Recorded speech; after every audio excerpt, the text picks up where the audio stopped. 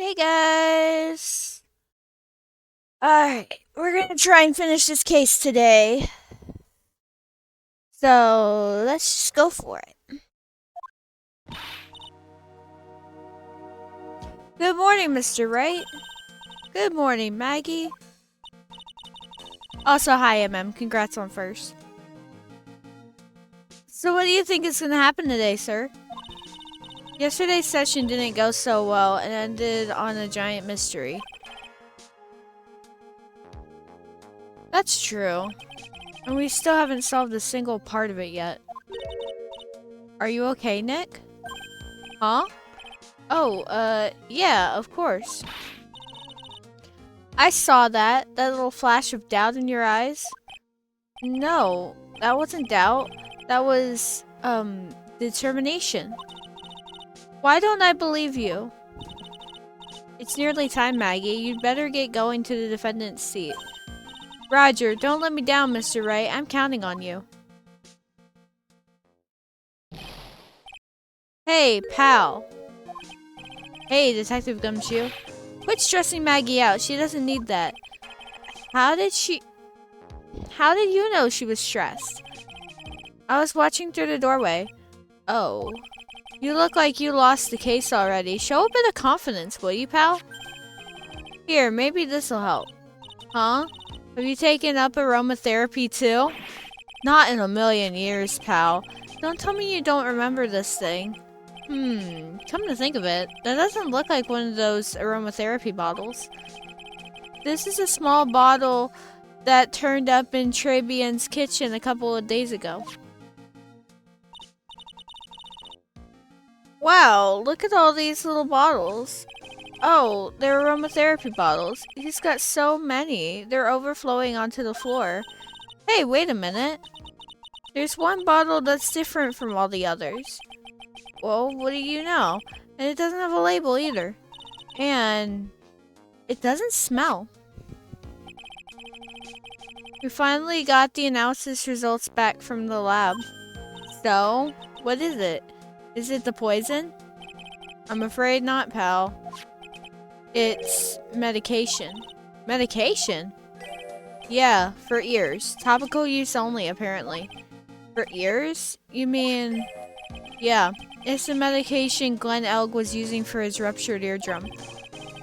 What was Glenn Elg's ear medication doing in the kitchen? Small bottle refiled into the court record.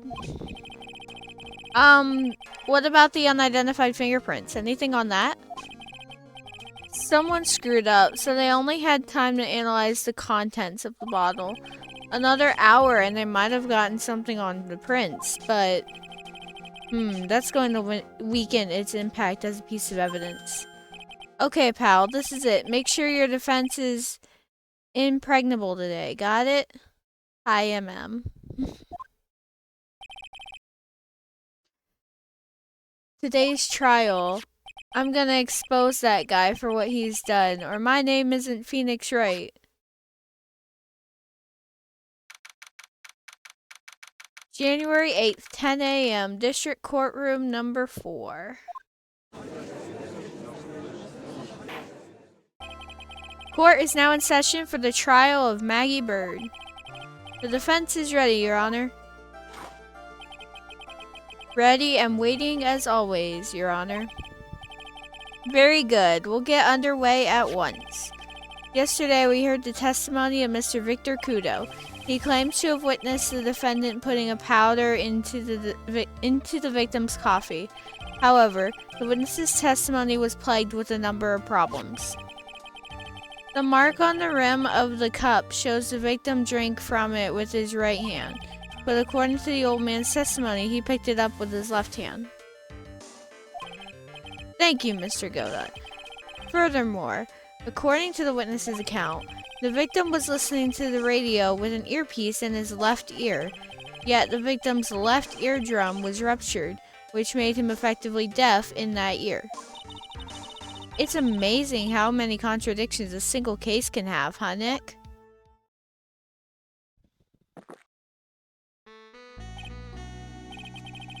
Allow me to enlighten you, Your Honor. The world, you see, keeps turning, and we must turn with it. You've lost me already, Mr. Godot. Don't let the mysteries of yesterday mystify you today. Only losers think like that. You've got to change with the times. That's one of my rules. Are you implying that you've resolved these contradictions? You know the answers to these riddles? The old guy wasn't just throwing seed in here. He was throwing us off the scent.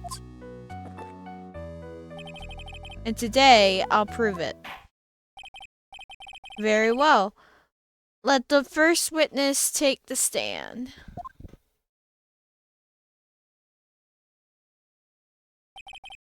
And you are? Oh, bonjour everyone. I am Jean Armstrong, the owner and head chef of Le Tribulations restaurant. Enchanté. Forgive me for asking, witness, but are you a woman? Ooh la la, monsieur. As you can see, I am le pert and perky gentleman, no? On the day of the incident, you were in Tribulations' kitchen. Isn't that right? With you, monsieur. Everything feels right.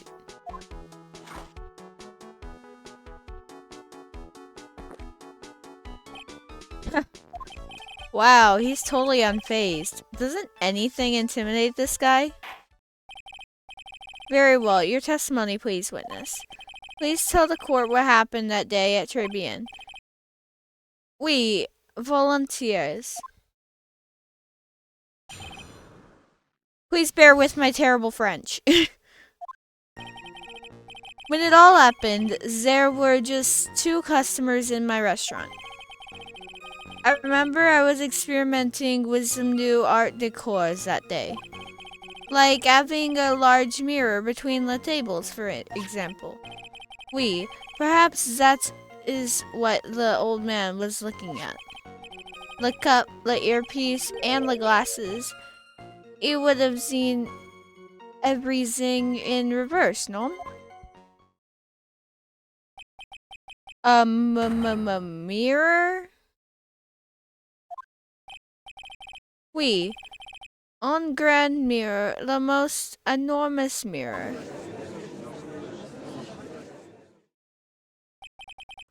And suddenly the mystery disappears. Where was this mirror exactly?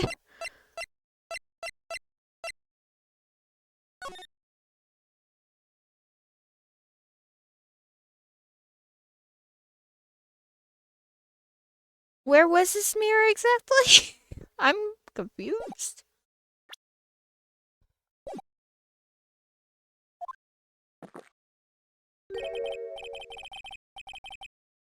Like I said, the world keeps turning, so roll with it. Okay. That would explain the coffee cup and the earpiece conundrum. The mirror would have made everything appear back to front. What the heck? It's way too early in the morning for this to be happening to me. Now then, Mr. Wright. Excuse me. You may begin your cross-examination. At Tribune. When it all happened, there were just two restaurants and two customers. Oh my god. Two customers in my restaurant. And who were the two customers exactly? Mice, of course. The young man who died. And the other, not so young man. You are referring to yesterday's witness, I presume? What about the other man Maggie says she saw at the table? Something tells me Mr. Armstrong isn't planning to disclose his existence.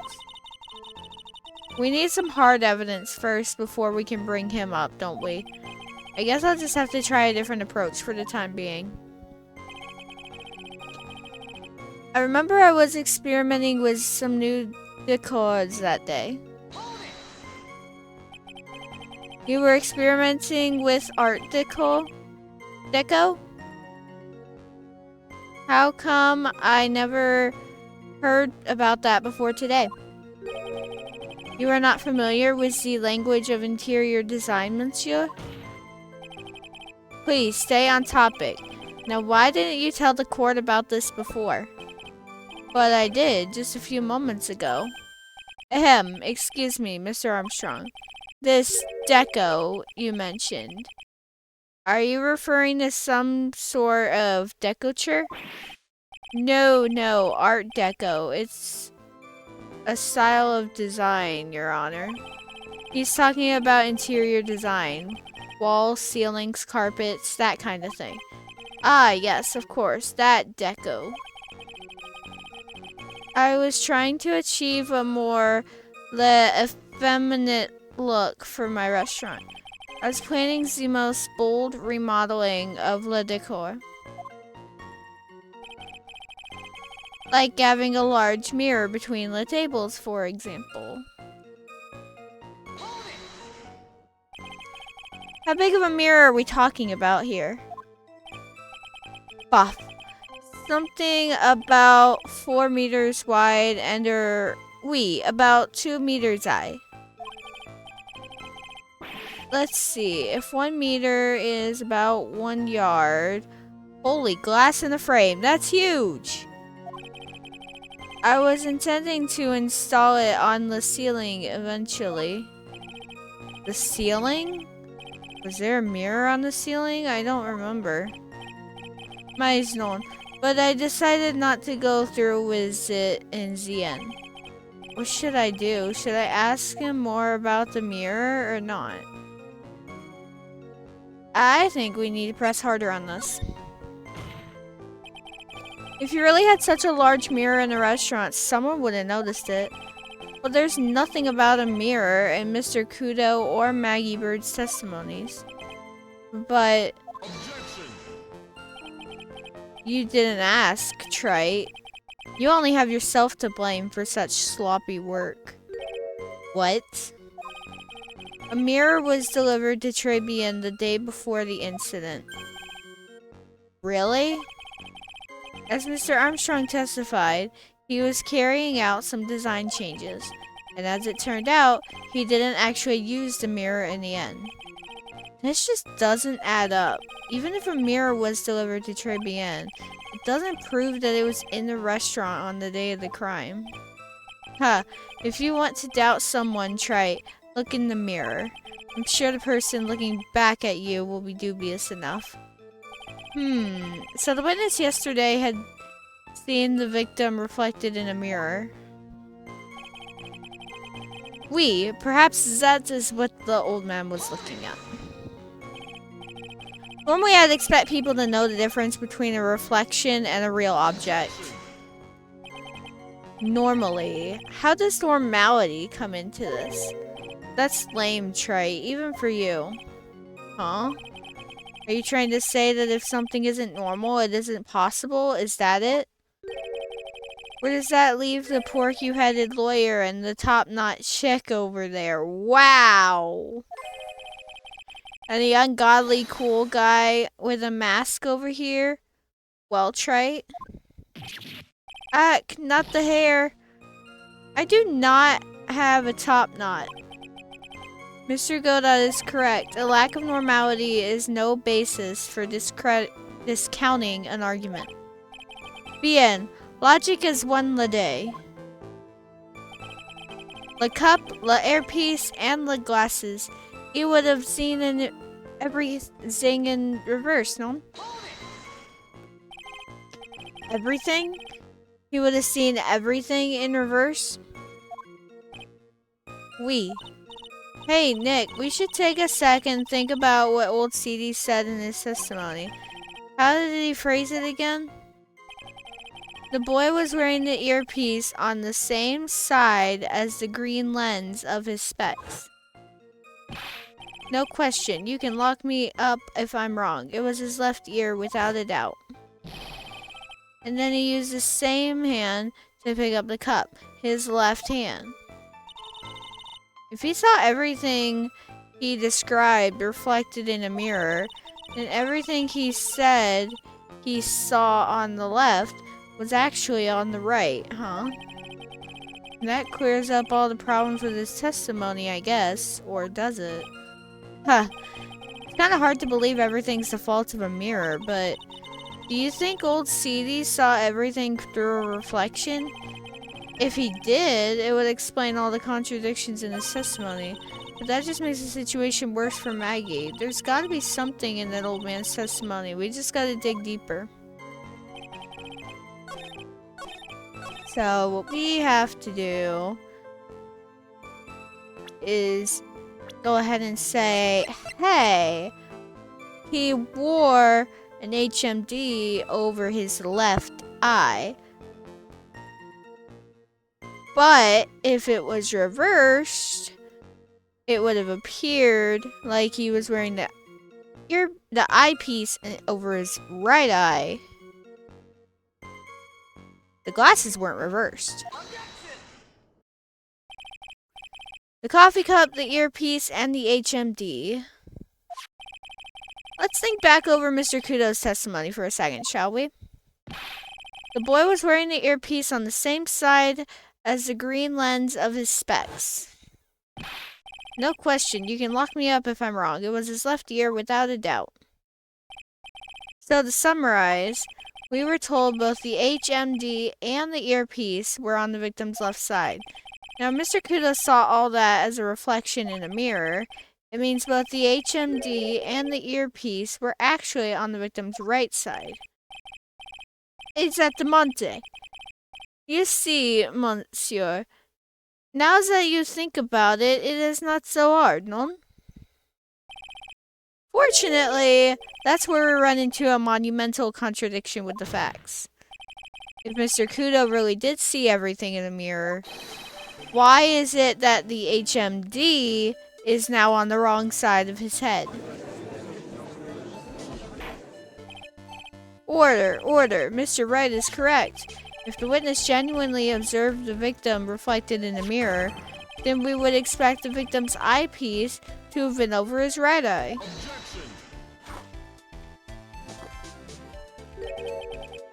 How bitter. Trey, you should have a taste of this bitterness. It'll calm you down in no time. Are we talking about your coffee or something completely different? You don't understand the way the witness thinks. How he thinks? Thank you for the hydrate, Mom. You remember this, I presume?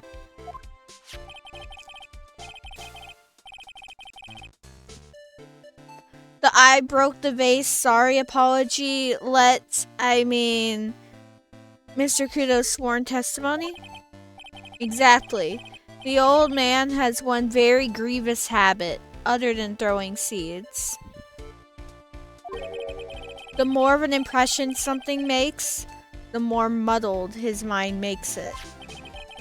And what's the most striking thing about Mr. Elg?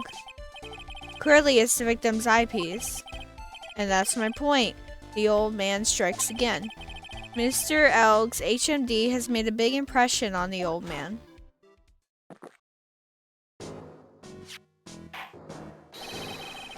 I saw the earpiece and those newfangled spectacles he was wearing. Oh yes, they were both on his left ear. Do you hear his left ear? Well, Trey? Irk. That's the worst but best impression of Kudo ever. Wow, I really thought he was old CD for a minute there. Go, that's good. Enough. I must agree that yesterday's witness was irresponsibly rash in much of his testimony. Bad luck, Nick. Looks like the boil of a contradiction you found is just a rash. A mirror can't be beaten by a handful of seeds, nor can it lie. So what exactly was the old man looking at? Fill us in, Mr. Armstrong. Go on, tell the court, we're all ears. I can explain. Please, if you will look at the plans of the restaurant. Good, I want to know where this mirror is. Oh lords, is everyone sitting comfortably? The mirror, it was in the middle of the restaurant, dividing the two halves. There is only one seat from which you could have seen an image of the victim. That was the seat at the table next to the victims. That was where the old man was sitting. After the terrible incident occurred, I moved the mirror so it was not in the way. But naturally, I did not touch anything else. I see no problems with the explanation we have just heard. I do. From the table next to the victims, Mr. Kudo could have seen the victim in the mirror. What a naughty little coquette I am, confusing all the men like this. Don't worry about it. We can keep up, except for the guy breaking out in a cold sweat over there again. Arg, I hate that guy. You said you didn't touch anything else apart from the mirror. Are you quite sure about that? Volunteers, of course. Oh, you touched the lottery ticket. That you stole, which was the losing ticket. Very well, Mr. Wright. Your cross-examination, if you please.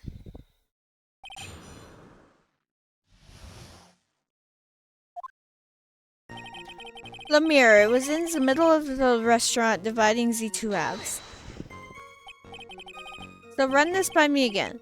The mirror was here, correct? We, really? Because I know if I were you, I wouldn't have put a mirror there. It would have been in the way. Objection. Look who's talking, Trey. Huh? You're obstructing my view, among other things. But, this is my seat in the courtroom. Tribulations' charm is that it gives you the impression that you're the only customer.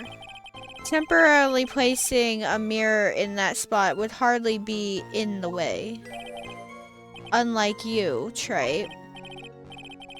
I tell you, monsieur, Lemire was there in the middle of the restaurant. There is only one seat from which you could have seen an image of the victim. And where would that be? Ooh la la, look how you lean towards me. I always attract the younger boys. Maybe I should keep you in suspense a little longer. No. Mr. Armstrong, tell the court what you know at once. I attract the older ones too, you know, and some. Shall I tease you too?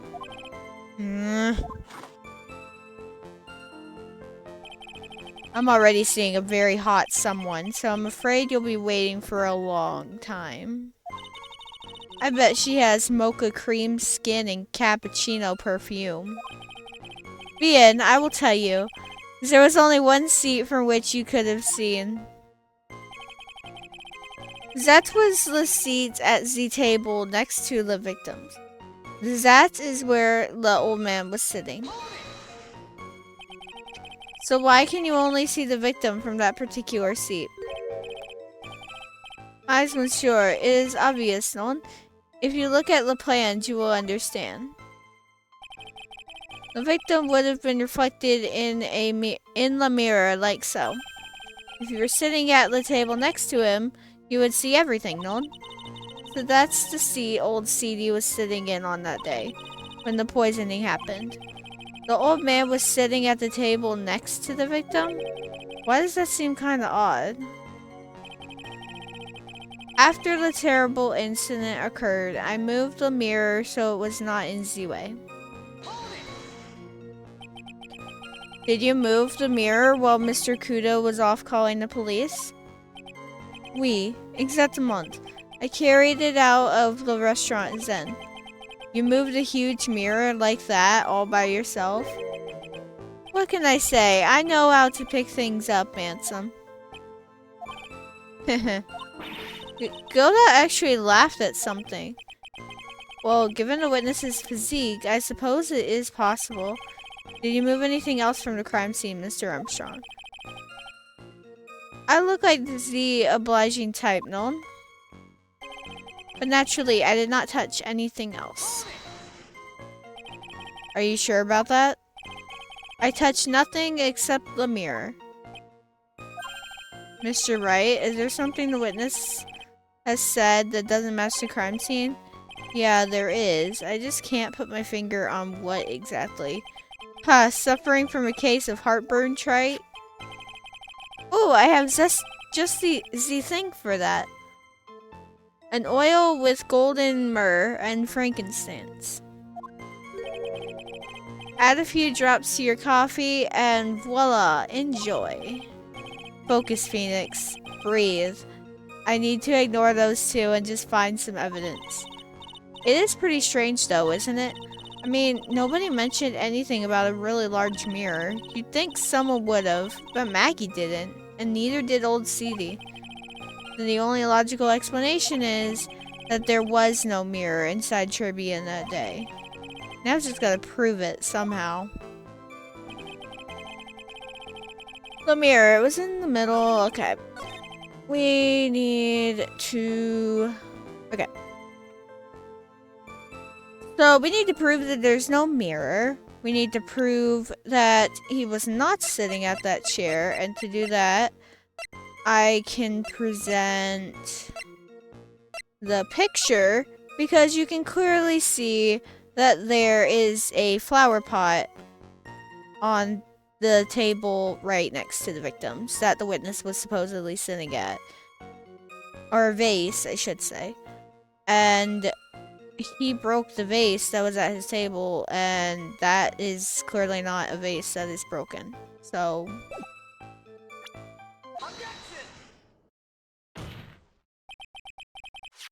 This piece of evidence contradicts with the testimony we have heard, Your Honor. The crime photo? Yes, this photo clearly shows something that theoretically should not exist. What on earth do you mean by that, Mr. Wright? Should not exist? Huh, sounds like you're describing yourself, Trite. Okay. Wow. Now then, if the defense would please clarify its statement.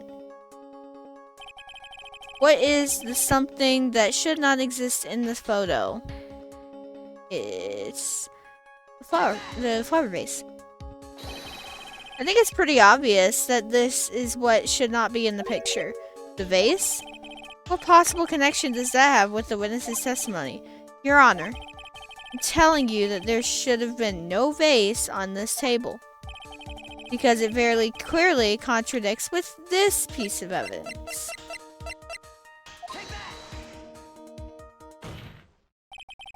There's one thing that was clearly demonstrated by yesterday's testimony. Mr. Kudo broke the vase that was on the table where he was sitting.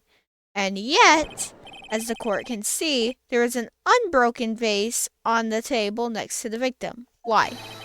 Because Mr. Kudo was not, in fact, sitting at the table next to the victim at all. Don't be an idiot, Trite. That's impossible. That seat's the only one Kudo could have seen the victim's reflection from. Exactly. There is only one conclusion we can draw from this contradiction. There was no mirror in Tribune that day. Your testimony, Mr. Armstrong, is an elaborate lie. Mon Dieu! Don't try to confuse the court, Trite. Obviously, the witness cleaned up the vase, while the police were taking their time getting to the crime scene. Unfortunately, Mr. Godot, that doesn't quite work for me. Mr. Armstrong already testified to the contrary in his own words. I did not touch anything else except the mirror.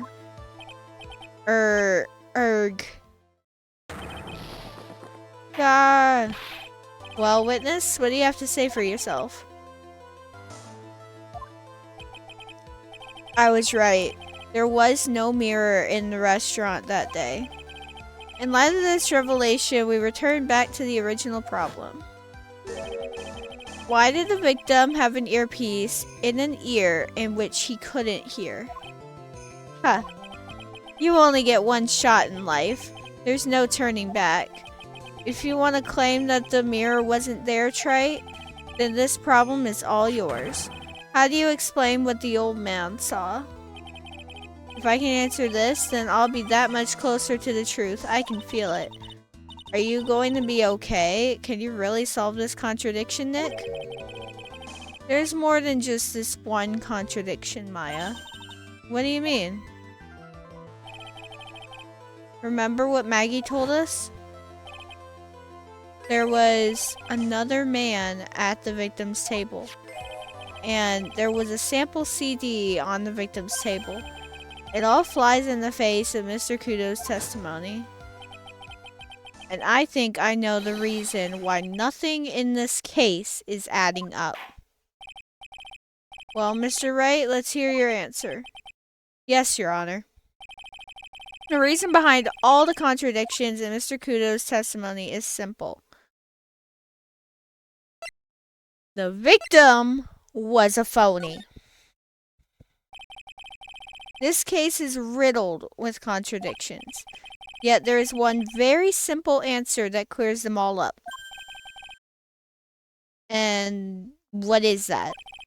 The incident Mr. Kudo witnessed and the incident the victim experienced were two completely different events. What?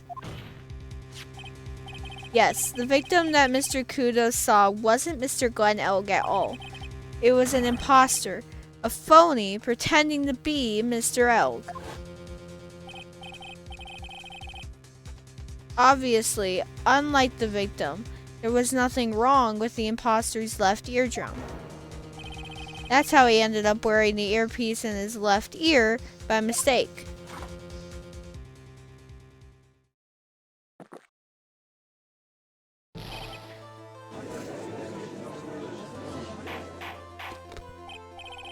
Order in the court. Settle down or I'll clear the courtroom.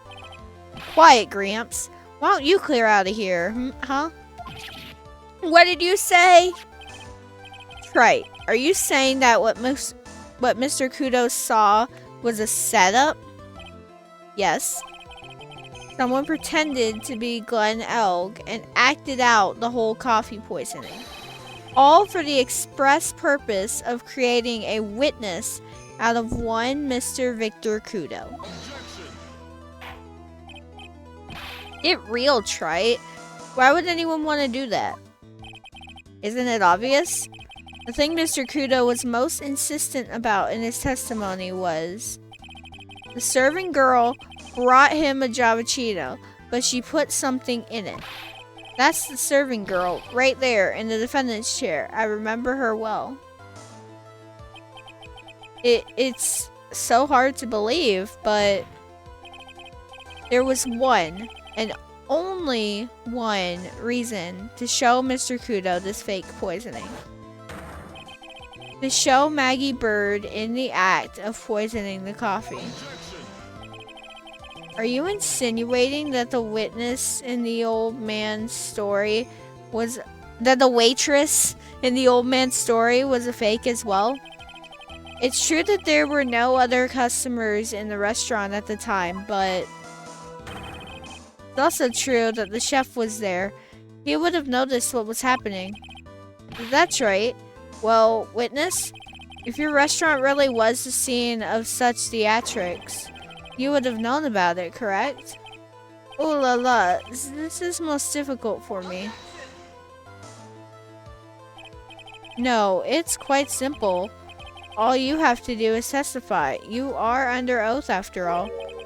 Was there, in fact, a phony at Tribune that day? The defense demands that Mr. Armstrong tell the whole truth about what happened. The defense's request for additional testimony is accepted. You will accurately explain, in detail, the events in the restaurant that day. Oui.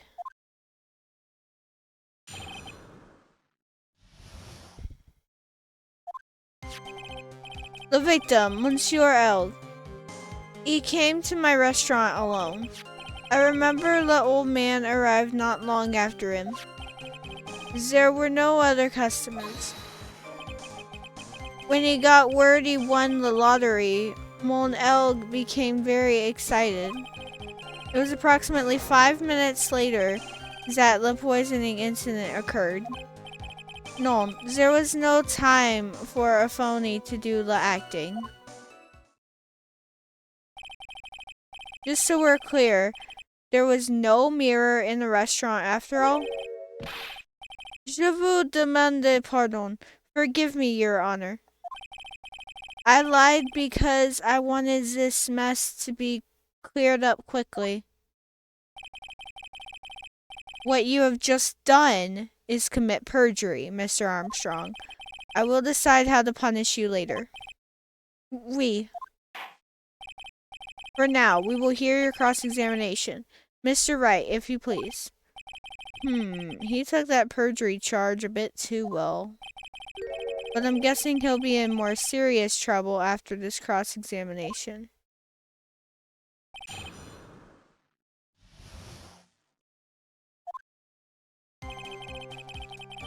The victim, Monsieur L. He came to my restaurant alone.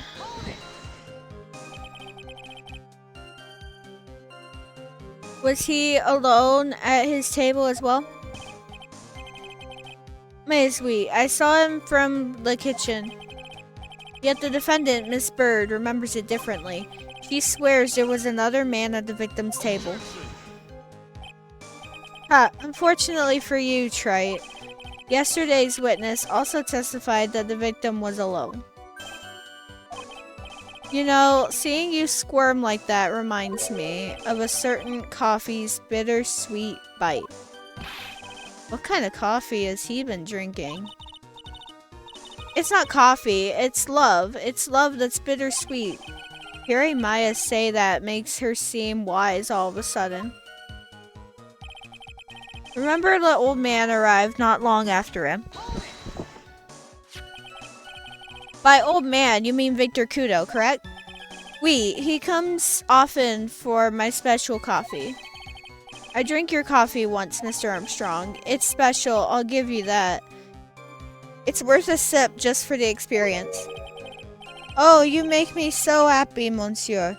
You are most welcome anytime.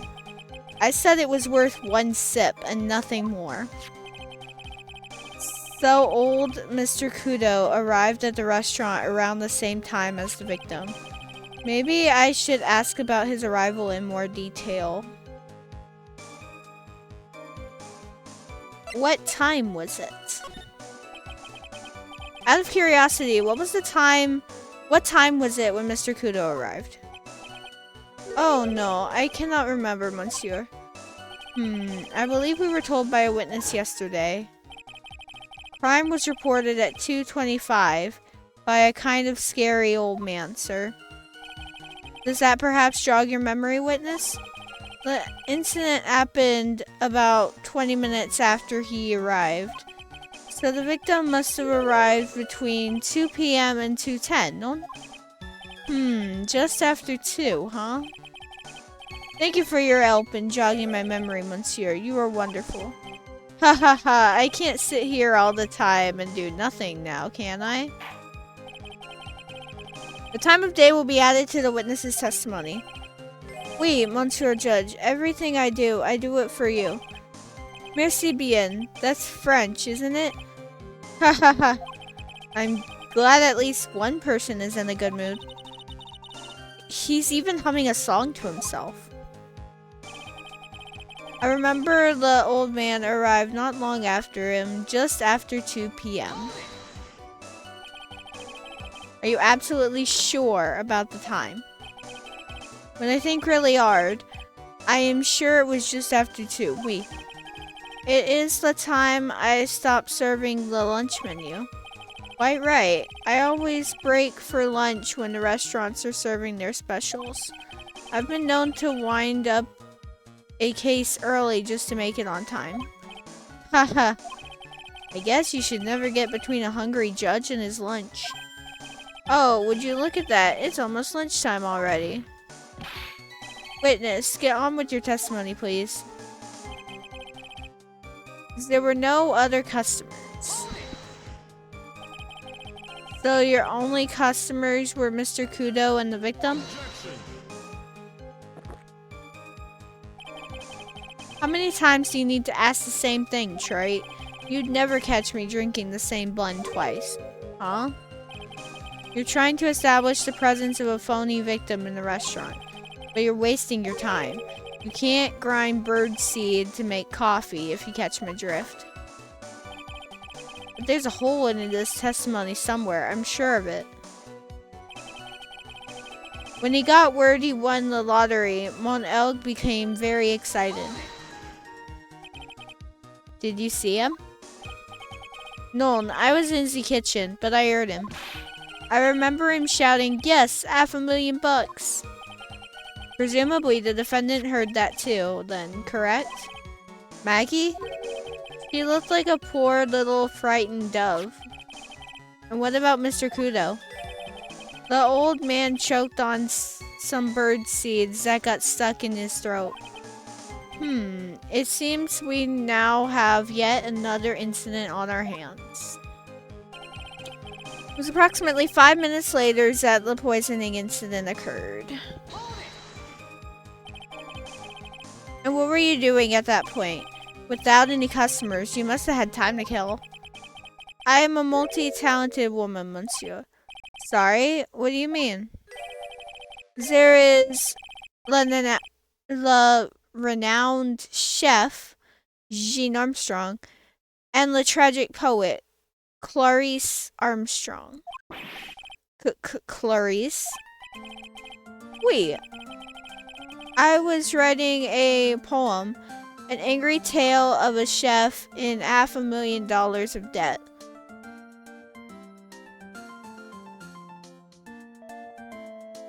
Tucker and Urbina broke up? Okay. No, I know who they are. Yeah. I remember they were on Big Brother.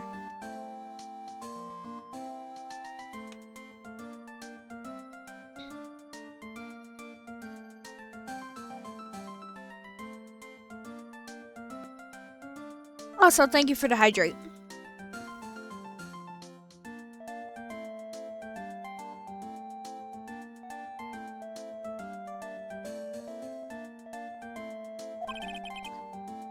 Cooking for a man who won $500,000 on the lottery. It is called pourquoi. It means why.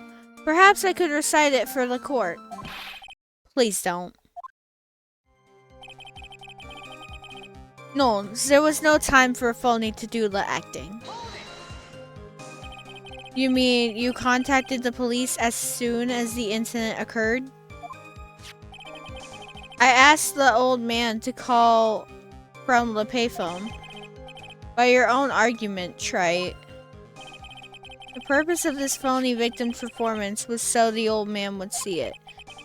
In other words, once the incident occurred, this opportunity would completely disappear. Indeed. Bien, it seems the shadow of doubt has been lifted, n'est-ce pas? I guess Mr. Armstrong is connected to this case, huh? Absolutely. Someone was impersonating Mr. Elk, and I refuse to believe he was oblivious. He was there the whole time, after all. But if you're right, wouldn't Maggie have noticed too?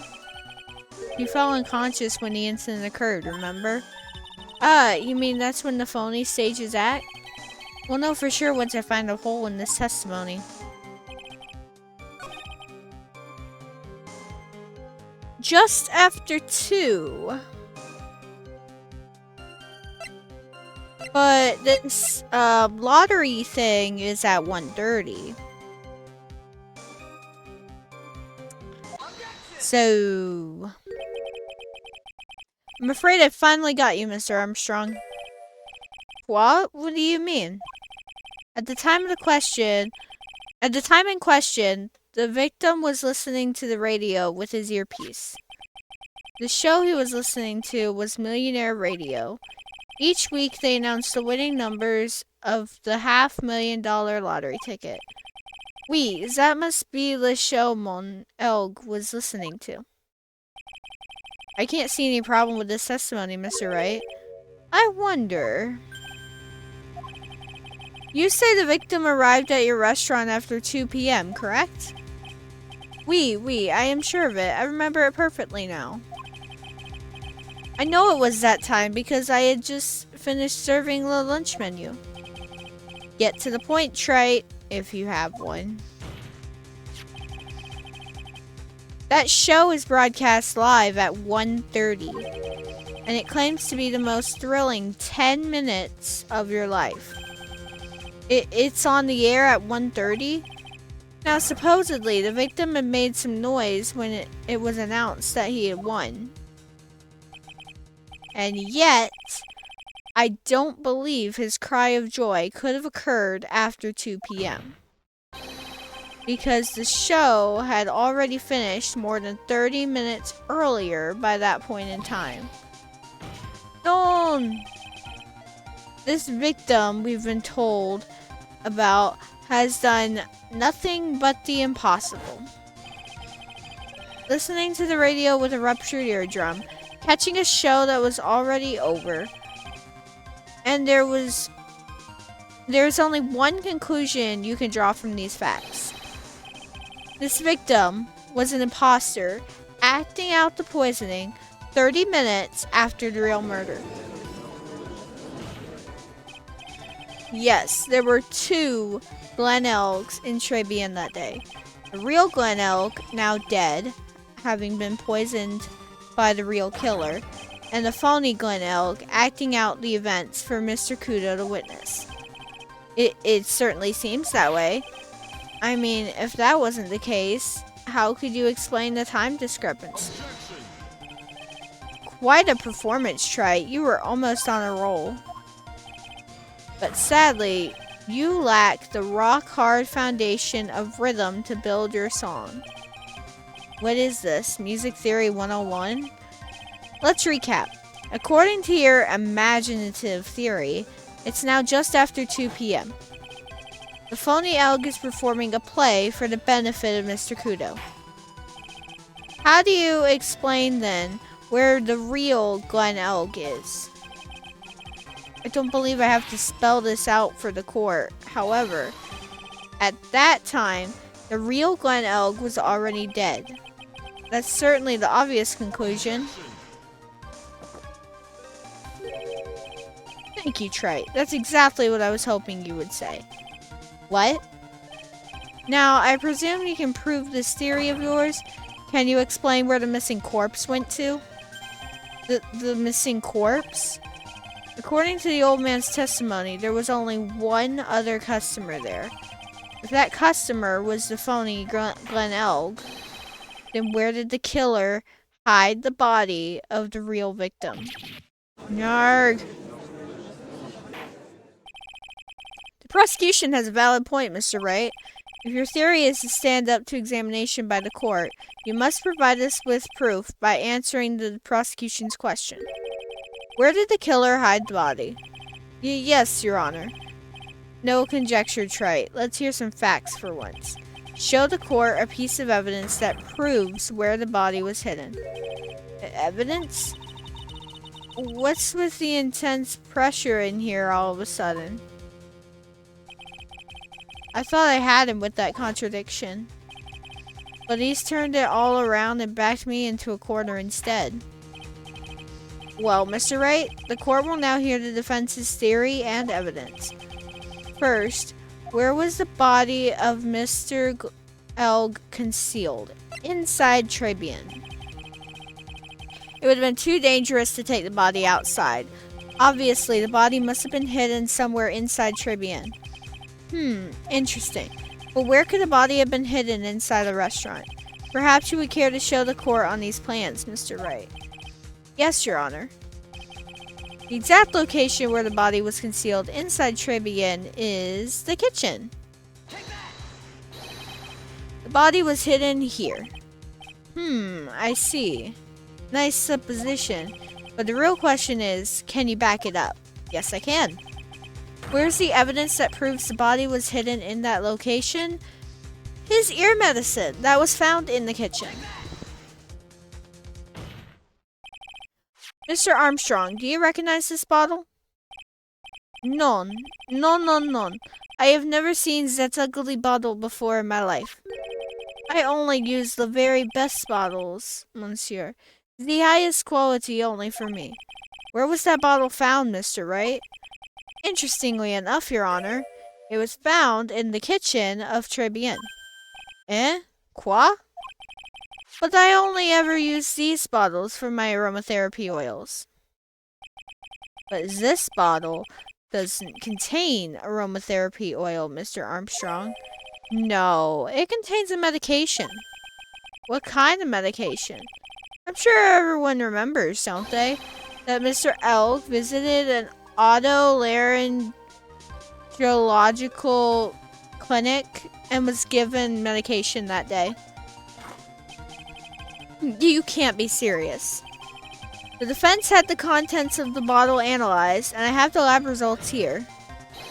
The contents of the bottle matched the prescription that was given to Mr. Elk. War.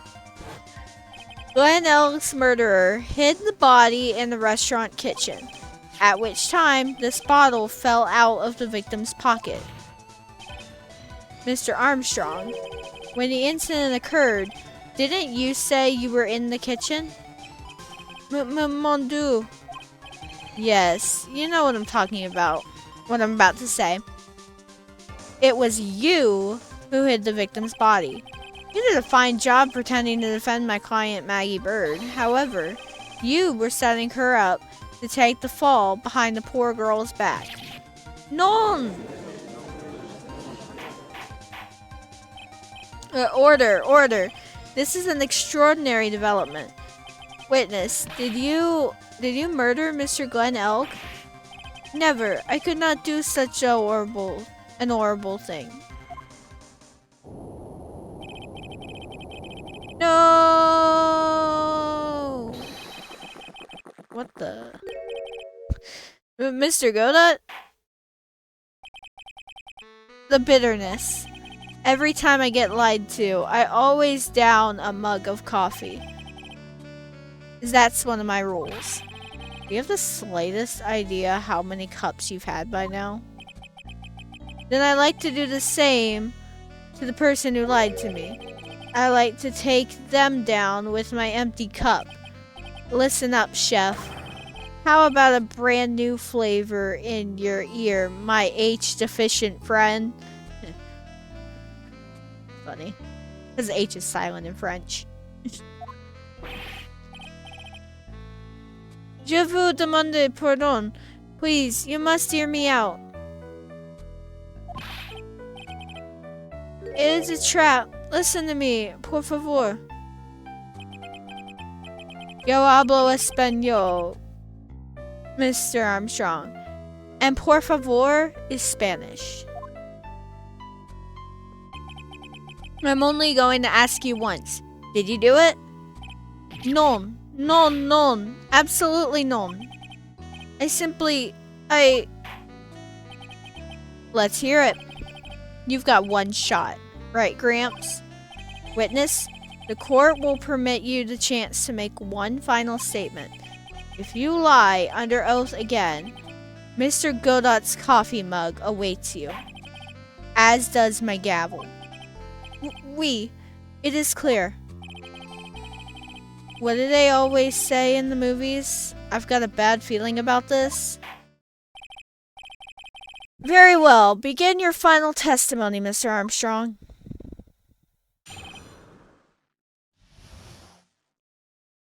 Thank you for the hydrate.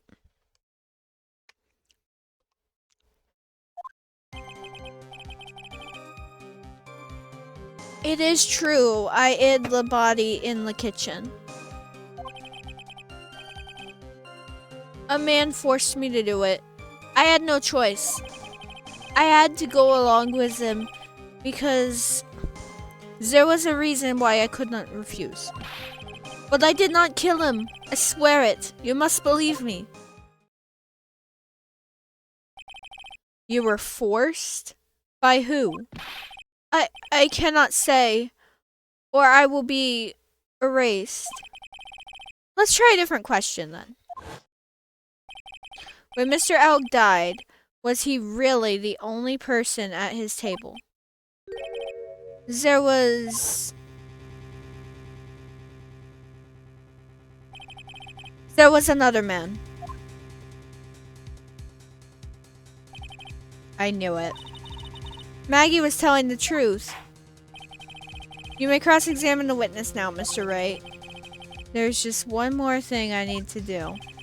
I gotta break this guy and get him to tell us the name of the real killer.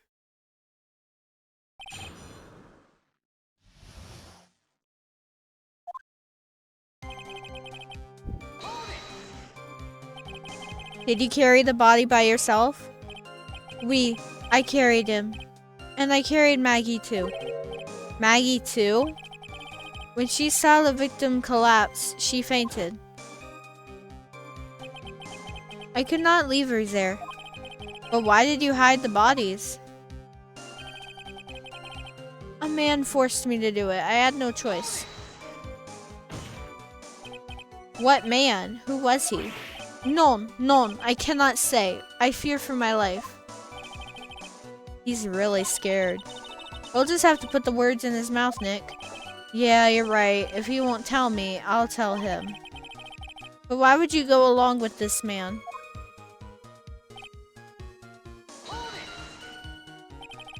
And what reason would that be, Mr. Armstrong? You know, monsieur. Yes? Surely you cannot expect a young maiden to talk about such an embarrassment. A maiden? You're a bit old to get away with that. And a bit too male. I can't finish the cross-examination without establishing his reason, so I'll just have to prove it with evidence.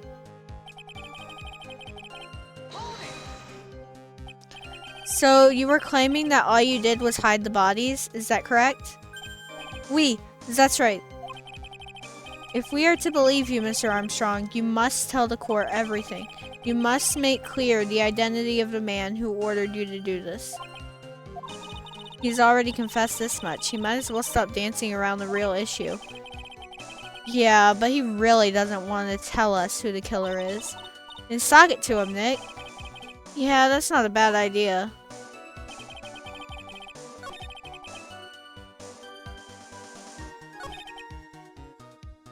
Okay.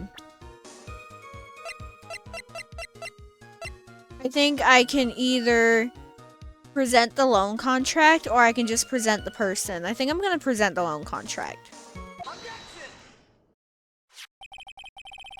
You have a $500,000 debt, don't you? $500,000? Is this true, Mr. Armstrong? We just treat this away. I was weak and I borrowed the money. This is Mr. Armstrong's Achilles heel. That's why you couldn't refuse anything asked of you by this man. The tiger. A $500,000 loan from a black market loan shark. And you had no way of paying it back, did you? That's why you were forced to do anything this man told you. It is as you say. Mr. Armstrong, the tiger, he told me he was going to make use my restaurant for a business rendezvous. On the day in question, he was meeting a victim to demand that he repay his loan.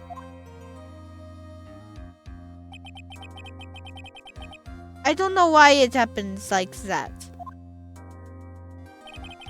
I just did what he told me to do. I had no choice. I carried the body and the inconscient Maggie out of the dining area and into the kitchen.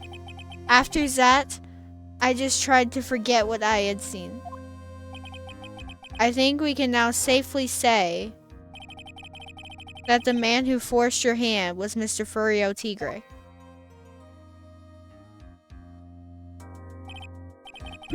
I do have one further question for you, Mr. Armstrong. The poison and the lottery ticket that were found in the defendant's apron pocket. Was that your doing as well?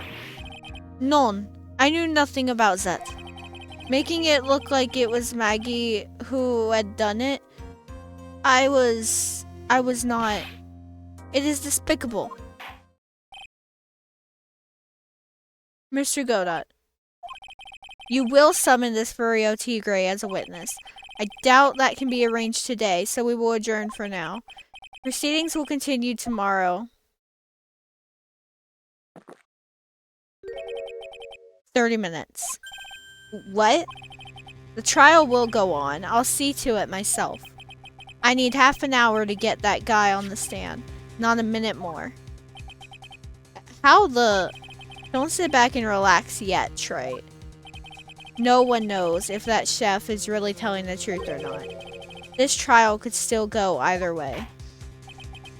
Very well. Your request is granted, Mr. Godot. We will resume once Mr. Tigre is ready to take the stand. Until then, court is adjourned for a 30-minute recess.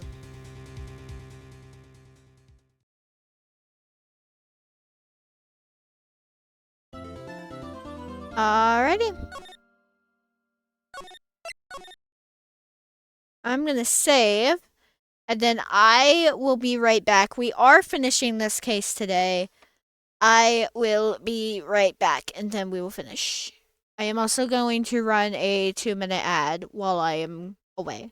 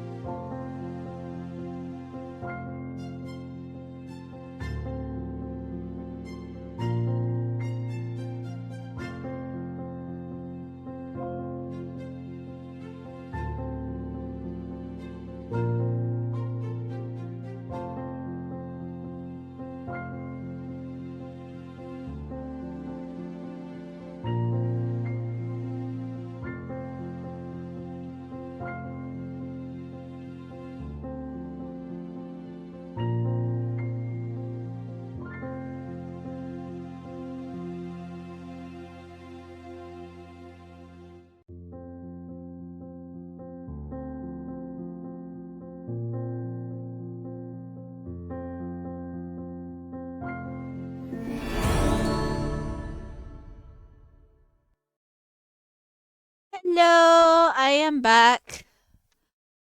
We are finishing this game today. Not this game, this case. Definitely not this game. Alright. We're just gonna keep going. So we're in the recess right now. And we're about to get... Okay, I just got it. We're about to get the tiger on the stand. So this is gonna be fun. So we're finally going to see the tiger on the stand. We've almost got this case won now, Nick. I wish I could agree. Huh? When I cross-examined Mr. Armstrong just now, he said he was just doing what the tiger told him to do. But Godot picked up on it, remember? He pointed out that without proof, we don't know if what he testified is the truth. You mean, you think Mr. Armstrong was lying? I don't know. But if that's the line the prosecution takes, we could be in trouble. I get the feeling that we don't have the case-making evidence we're going to need. Hey, pal. Detective Gumshoe. What are you so jumpy about, Detective? Your hair's standing on end. Hey, that's the pot calling the kettle black, little Miss Topknot. It's not a top knot. Never mind about the hair. Just calm down, alright? I can't stand still when I don't have a job to do. I kind of get wound up. Arg. No kidding. You gotta have something you need me to do, pal. Anything. Well, hey, I'm gonna take a jog back down to the Hey, I'm gonna take a jog back down to the precinct. I could get some prints analyzed for you if you've got an hour. An hour? The trial will have reconvened by then. But Nick, we still don't have a really decisive piece of evidence, right? True. Without some kind of trump card to pull out of the bag, we're really stuck. You said you could get some fingerprint analysis done in an hour? You bet. In that case, would you mind checking the prints on this for me?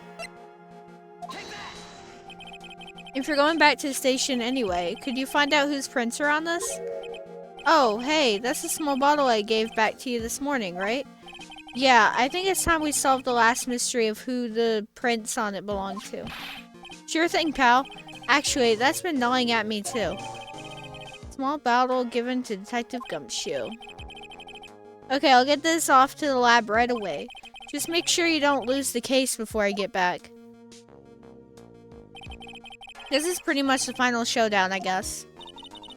It's time to separate the phonies from the real guys. January 8th, 1:56 p.m.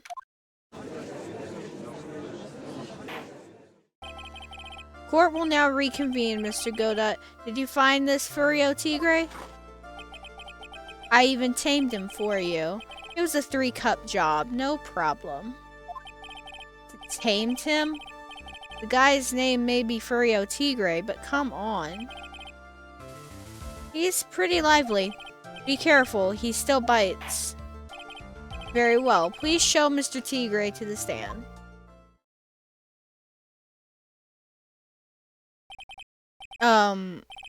Witness. Please state your occupation, your name and occupation for the Ah!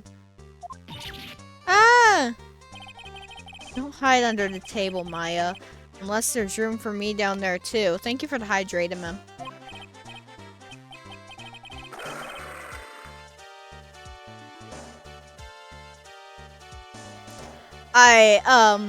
Would you mind? What'd you say to me? Nothing. I didn't say nothing, honest. Who could have guessed that fear would induce a bad Brooklyn accent in the judge? I got business to take care of, you hear me? So who the hell called me into this hole? Was it you, Spiky? Heck, no, of course not. It was the judge. Your Honor? Oh dear, I seem to have dropped my pen. Where on earth is it? Don't mind me. Just carry on with the proceedings as normal. That's it. We're doomed. Maybe yous didn't hear me. I said, who the hell was it that called me in here? There's no need to shout. We can all hear you. What'd you say? There's no point struggling. You're caught in a snare. The relentless snare of the law. And I'm the one that hauled you in. Grr. Too cool. Don't let him get the better of you, Nick. Let's start with the basics. You know, about the incident in question, correct? Incident? I don't know nothing about no stinking incident, masked boy. You mean you didn't attend the previous trial of Maggie Bird? Maggie who? I've got more important things to do than watch cartoon dramas. Of course. Well, perhaps you could give us your testimony then? Please tell us about what you did on the day of the murder. Phoenix Wright. You's the one who set this up, didn't you? You's gonna regret the day you ruffled the tiger's fur. You hear what I'm saying? Maybe I should have brought a diaper with me today. Get a grip, Nick.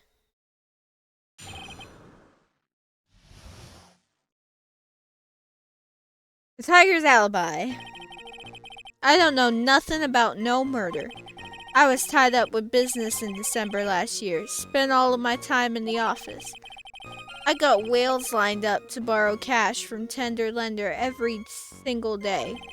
You just want to check my alibi? Just ask Violetta. Ah, at last I found my pen. Very well then, Mr. Wright. Your cross-examination plea. Arrgh! What is it? Please, witness, if you could refrain from shouting out like that. I know the kind of games that guy in the blue plays. That lowlife ain't no lawyer. He just punches away at stupid details till he wins. Lowlife? Me? Listen up, smarty. Every time you ask me something that doesn't relate to this case, I'm gonna bill you $50,000 and you's gonna borrow the cash from me. That's one loan contract I refuse to sign. And don't think it ain't gonna hurt when you tangle with the tiger.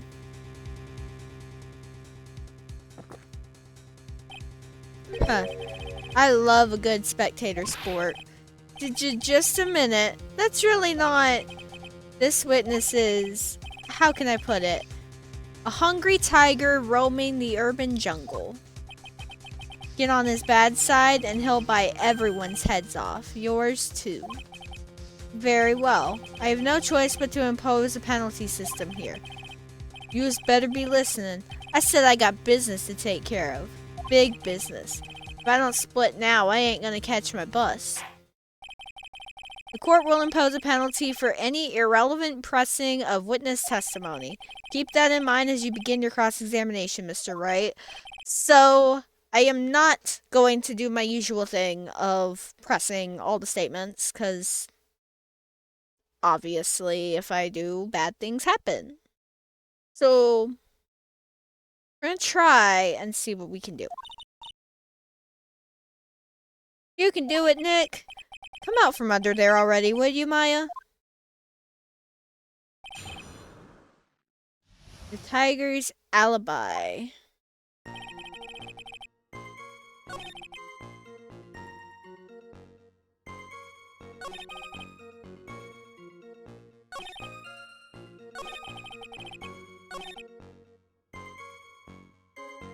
If you spent all of your time in the office, I mean, you had a meeting.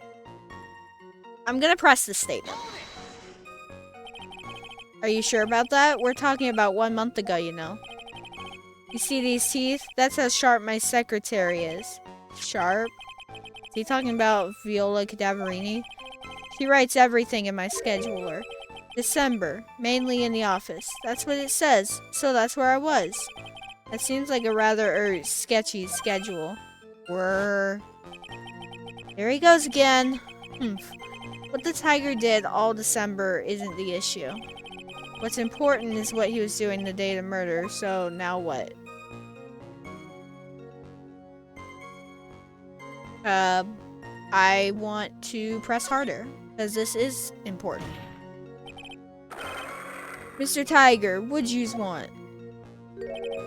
If you wouldn't mind going into a bit more detail. This is okay. This is a dead-end trend and you know it. Remember the rules.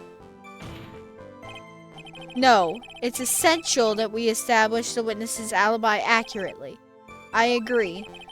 The victim was killed on December 3rd. Were you in the office that day too?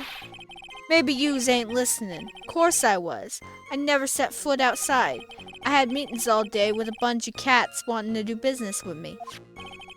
I ain't never seen that young kid before. I do believe the witness's last statement was important. Mr. Godot, if you could please... Mr. Tigre, the court asked you to add that last statement to your testimony. Don't let an animal beat you. Be a man, Your Honor, and ask him yourself. The day you was talking about, I was in the office too. I never saw that kid before. Yes, you did.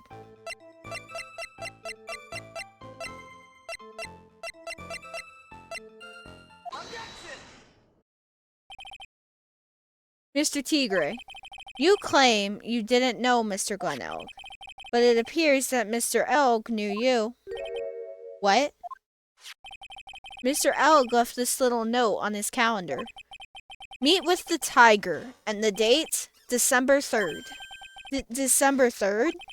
That's the day of the murder. So, Mr. Tigre, I submit that you did indeed know one Mr. Glen Elk, because on the very day of the incident, you met with him.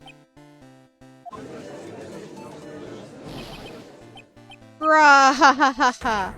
Not bad. You was actually not bad. Sorry? I was just messing with yous to see how good you were. Did you hear that, Nick? He said you're not bad. That's one compliment I can do without. Plus, he's lying through his teeth. Witness, please remember that you're under oath. Lies will not be tolerated. You was calling me a liar? Is that what you doing? Ruh-oh. So, you're saying that your claim to have never seen that kid before is the truth? I said I'm dead serious. You just better believe that's the truth. Huh. Then I'd say that gives me time to enjoy another cup of pure black magic. That is, while you testify for the court again, Mr. Tigre. Oh, yes. Would you mind indulging the court, witness? He never actually met the victim?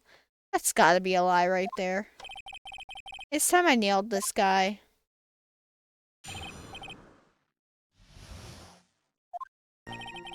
I ain't no liar. I never met Glen Elk. There was some lame guy with that name, though, wanted to borrow cash from me. I set up a meeting with the guy at my office, Tender Lender. I waited around for him, but he ain't never showed. I ain't never been to that Tribulations joint. You's here? I see. That all seems perfectly logical. You had arranged to meet with the victim, but he didn't show up. I've heard it's pretty hard to keep appointments when you're dead. Very well. You may begin your cross-examination, Mr. Wright. Yes, Your Honor. Didn't I tell you I got a big deal going down today? I ain't gonna make my bus now. I'm gonna have to take the express train. That bill's going straight to you, right? Grr.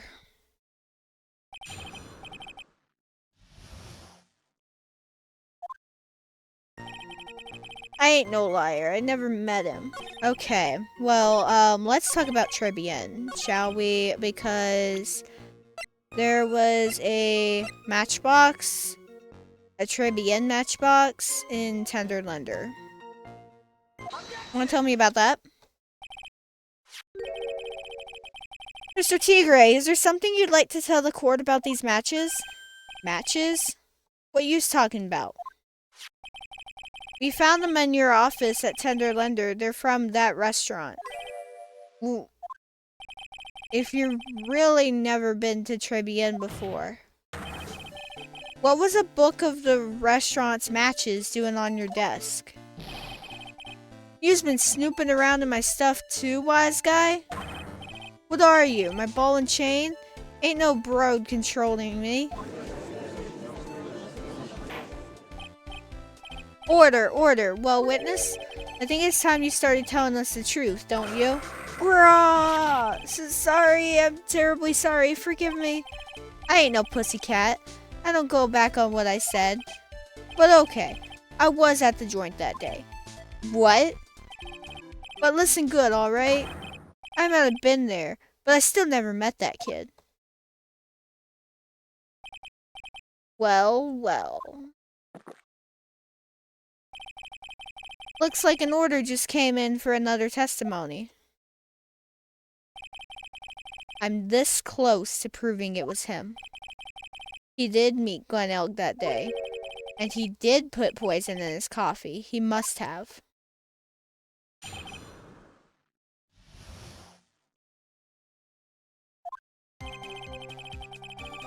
I was supposed to meet with the kid at the restaurant that afternoon. When I opened the door to the joint, I saw one ugly scene. The guy was laid out over the table, stiff as concrete. I figured if the place wasn't hot already, it was gonna be, so I split. I heard the cop's sirens on my way out, and I went straight back to my office. I see. You didn't actually meet with him in the end, then. Well, Mr. Wright, your cross-examination, please. Yes, Your Honor. Hold it. If I wait around here any longer, I ain't even gonna make the normal express. No more stupid questions. Huh, no problem. Anytime Trite presses you on something irrelevant, I'll see he pays a penalty. Mr. Godot, that's my job. Your job is to slam that little hammer of yours and call a guilty verdict. So do it. Yes, sir. Special Express ain't cheap, right? Just so yous know, since yous paying. Oh man, doesn't the rule of law mean anything around here?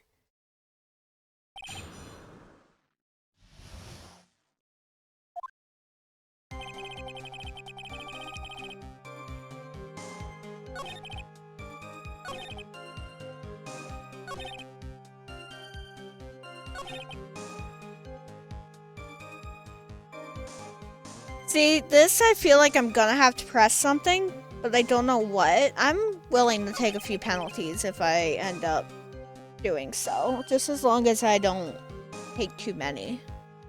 So, yeah, I'm gonna press this thing. They didn't actually set foot inside the restaurant then? Tiger is a busy cat. I don't hang around for no one.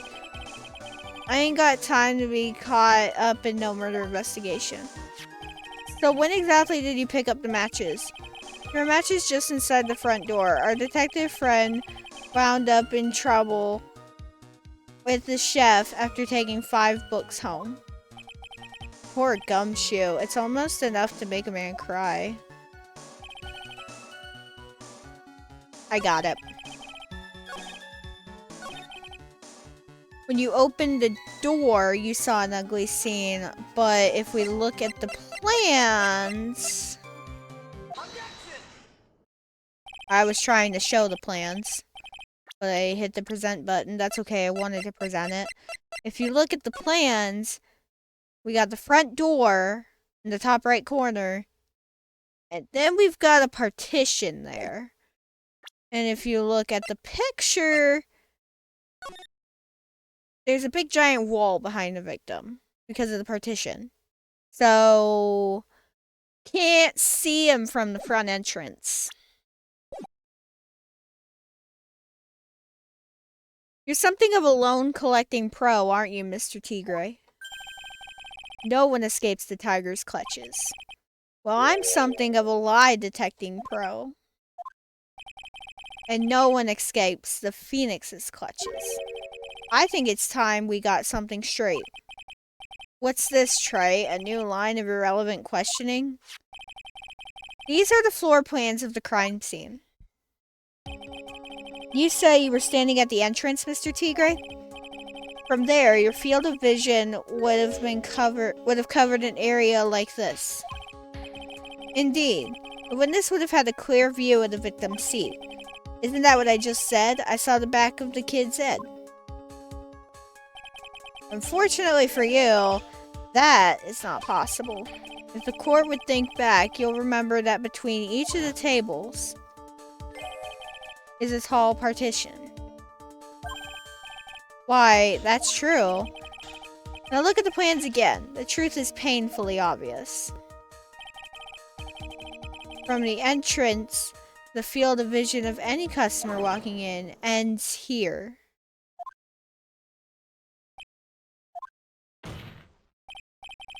So from the entrance to Tribune, you could not have seen the victim's seat. But you did see the victim that day because you met with him. Wrong. Have you forgotten the old man's testimony yesterday? The victim was alone at his table. But the defense just proved that point to be moot. The victim witnessed by Mr. Kudo was not Glenn Elk, but a fake. What? In order to have Mr. Kudo falsely testify, the real killer posed as the victim he had just killed and acted out a charade. That will do. This trial has gone on long enough without the obvious question being answered. Who exactly was this real killer who impersonated the victim? You say the killer murdered Glenn Elk and then impersonated his victim in a performance for Victor Kudo? In that case, Mr. Wright, reveal the identity of this criminal to the court. He's standing right in front of us, and his name is Furio Tigre, aka the Tiger. Obviously, the killer is Furio Tigre. No one else could have done it. What? Well, witness? Now that's cute. Yous thinks you can pin this on the tiger? Maybe yous don't understand. The tiger is king of the jungle. So I dares you to say it again. Come on, you got the guts?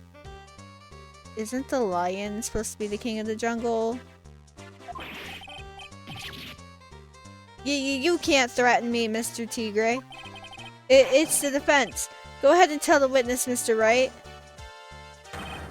Mr. Wright? Sounds to me like it must be you, old man. You've got guts, I'll give you that. Mr. Wright, do not leave me to handle this alone. Perhaps I can end this embarrassment? Mr. Godot. Let's just go back over Mr. Kudo's testimony one more time. The old man didn't see just the victim. Oh, no. Servant girl brought him a Javachino, but she put something in it. There's no question about it. She very conspicuously put some white powder in there. Was the victim he saw the real victim or not? That doesn't matter. The fact remains, he saw the accused put the poison into the coffee. Yes, it was the waitress who poisoned the coffee. Very impressive, Mr. Godot. Waiting for my absence to launch your attack. Found your pen at last, Trey? It was in my pocket. But anyway, Mr. Kudo witnessed two people that day. He saw the victim, the supposed Mr. Glenn Elk, and the waitress from behind. Yes, your point, Mr. Wright? I think the conclusion is obvious. If this Glenn Elk was really the killer in disguise, then surely it's possible the waitress was also part of the show. What? You mean the waitress was an imposter as well? The defendant, Miss Bird, fell unconscious immediately after the incident. Someone used her fainting to hatch an elaborate plan to pin the murder on her. Who on earth was it? Who was this waitress that Mr. Kudo witnessed? It was, Viola. Who is this woman? Her name is Viola Cadaverini. She's an employee of Tender Lender. You's making a big mistake. Do you know who Violetta's grandfather is? You better be going home in an armored truck tonight, if you know what I mean. Stop shaking, Nick. Where was I? Yes, the defendant, Miss Bird, has stated the following. Well, when I took the coffee over to the victim's table, it's true there was another customer in the restaurant. She was sort of creepy, and she had a kind of cackling laugh. There are just too many contradictions in this case. The second man at the victim's table, who nobody but Miss Bird seems to have seen. The earpiece worn by the victim in his left ear when that eardrum was ruptured. And the radio show he was supposedly listening to half an hour after it was over. There's only one logical explanation that clears up all of these contradictions. The whole incident took place twice. Once for real, and once for show. And Mr. Furio Tigre, the only person who could have committed the crime, is you.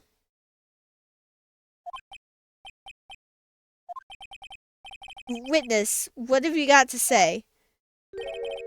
That's cute. Sorry? He was alright. I could deal with a guy like you around. What do you mean? Okay, I'm in on this game. I'm gonna have to charter a jet to get me to my meeting now, but I'm gonna give you one more thing to think about before I go. Something to think about? You've got it all wrapped up nice, huh, right? But you've missed out one real important thing. But that can't be. I was in the joint that day, and I met that kid too. But I couldn't have poisoned him, you hear? What? Do you really expect us to believe you now, Mr. Tigre? What a troublemaker. Troublemaker? Looks like we're going to need another one for the road.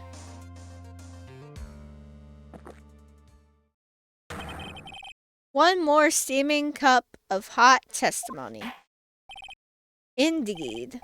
Witness, will you explain yourself to the court? I will give you one more chance to testify. What happened that day at Tribulations between yourself and the victim?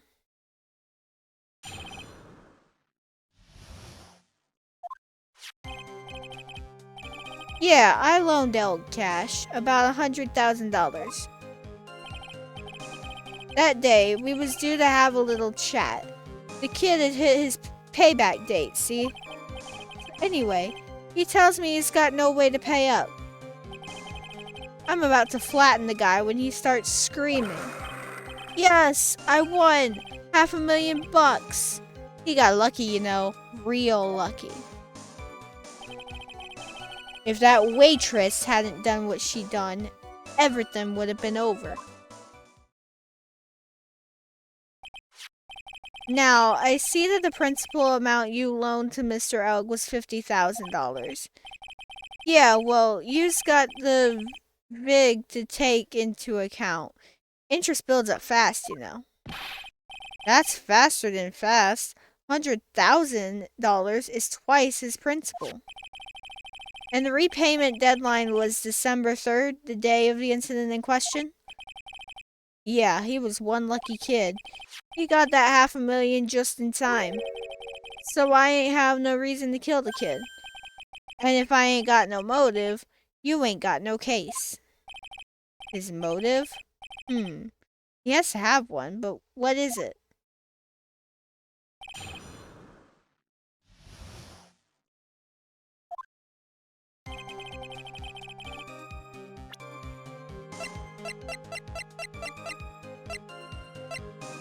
$500,000, huh? you know, kind of like $1 billion surgery payment. Yeah, that's what I think.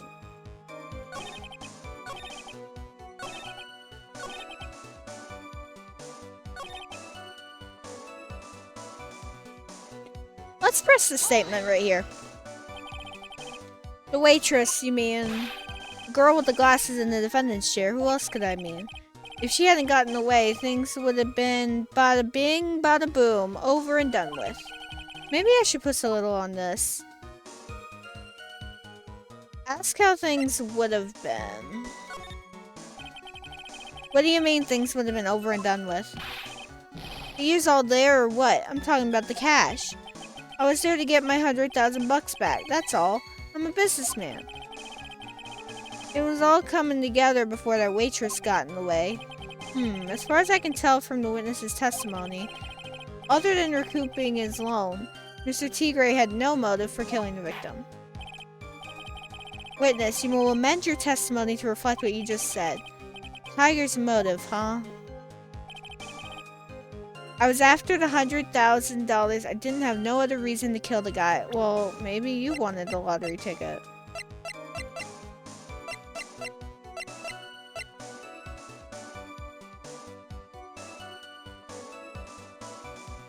Is it a lottery ticket or the papers? I'm gonna do the papers.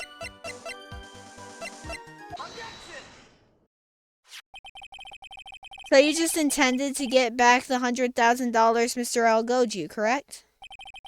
I loaned the guy the cash, so that's my right. Unfortunately for Mr. Elg, $100,000 wasn't enough to cover it, was it? Huh? About 6 months ago, you were involved in a traffic accident, weren't you? An accident involving a car and a scooter, in which a young woman was injured. She was taken to the hospital where she underwent surgery. Where'd you get all this info? These medical papers document the treatment of the young woman in question. According to these, her operation cost $1 million. Payment for these expenses was due in December of last year and was paid in full. $1 million? A preposterous sum. Someone should sue these HMOs. No one would pay a bill like that. If the medical association got wind of it, the hospital would end up as dead as a morgue. But Mr. Tigre had no choice but to pay, because his very life depended on it. Rah! Oh, order. You say his life depended on it, Mr. Wright? Indeed it did, simply because the injured woman was none other than Viola Cadaverini. Did you say Cadaverini? We already talked about Viola Cadaverini earlier in this court, and now you're bringing up her last name?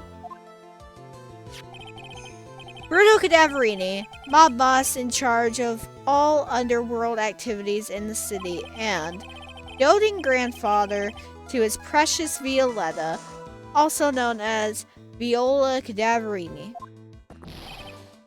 War. Your life was in danger unless you paid compensation to the boss, correct? Makes sense. You were desperate to acquire the $1 million Cadaverini demanded of you. So desperate, in fact, that you decided to sacrifice Glenn Elg's life to pay your debt. Order. What do you say to that, witness? It's a nice little fairy tale, right? But even if the witness did need $1 million, that doesn't tie him to Mr. Elg's murder. Mr. Elg only owed him $100,000 and had no hope of repaying it anyway. Yeah, that guy wasn't worth my spit. I don't think so. In fact, the opposite is true. The opposite? Lending money with no hope of ever seeing repayment would normally be bad for business. But in this case, the very fact that Glen Elg had no way to repay the money is crucial. What? Do you know where you're going with this, Nick? You've got to think outside the box, Maya. Outside the box? It's very straightforward. Mr. Tigre wasn't after the $100,000 at all. It seems you have a logical conclusion for this theory, Mr. Wright. Would you care to share it with us? What exactly was Mr. Tigre after? The lottery ticket.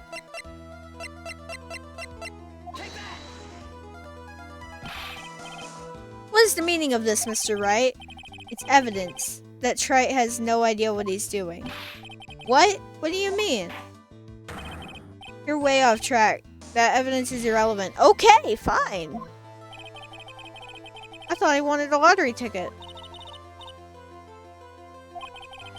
Are you alright, Nick? Mr. Tigre needed $1 million. Recovering a loan worth $100,000 wasn't enough. He wanted the lottery ticket because he needed the money. Oh! Got it.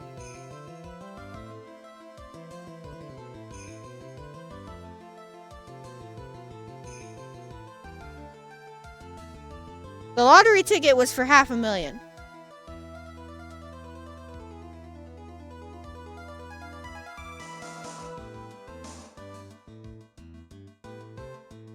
Anyway. I got it now. I'm good. Besides, Elk had the means to make that kind of money if he wanted to. It seems you have a logical conclusion for this theory, Mr. Wright. Would you care to share it with us?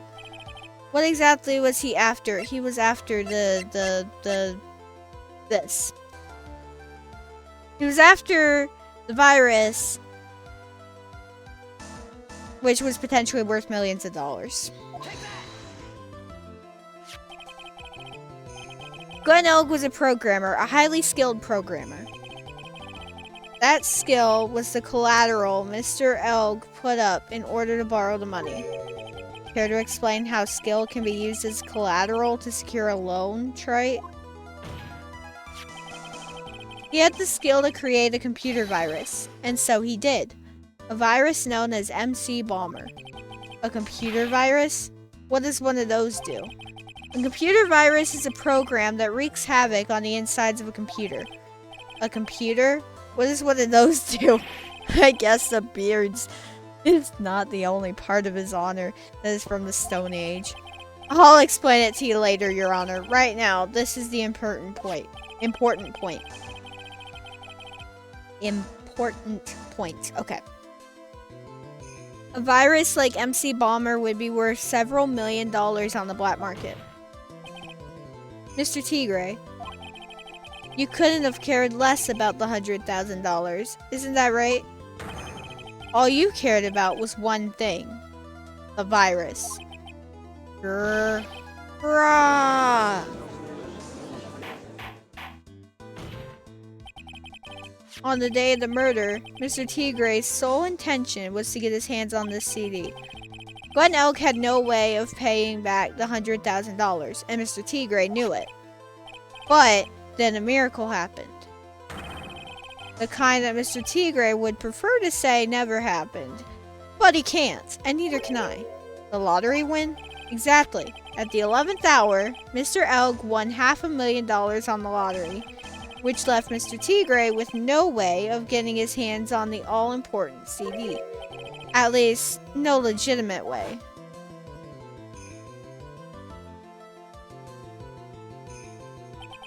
So he resorted to illegitimate means. That's crazy. He murdered Glen Elg and then made his next move, to frame Maggie Bird for the crime. Mr. Tigre posed as Glen Elg, while Viola Cadaverini was played the role of Miss Bird. And then they reenacted the whole thing in order to establish a witness. The witness being the one we all heard testify yesterday, Mr. Victor Kudo. Like I said, Trite, that's crazy. No one could pull off a stunt like that. For starters, there's no way the chef could have been kept in the dark about it. But Mr. Armstrong was in on it from the very beginning. Have you forgotten already, Mr. Godot? Mr. Armstrong owed the witness money too. $500,000, in fact. He had no choice but to go along with Mr. Tigre's plan.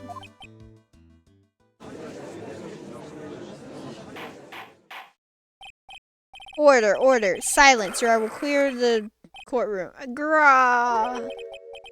You just put on a good show, Spiky.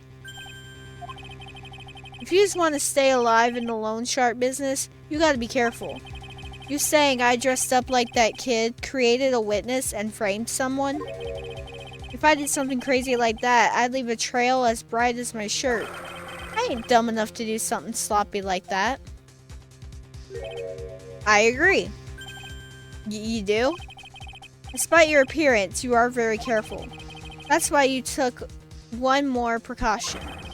One more trick to make sure Miss Bird had no way out. What? Another one, Mr. Wright? Interesting. Why don't you fill us all in, Trite? What was this trick you say Mr. Tigre performed to frame the accused? Oh boy. I gotta skim through this because I'm actually probably this.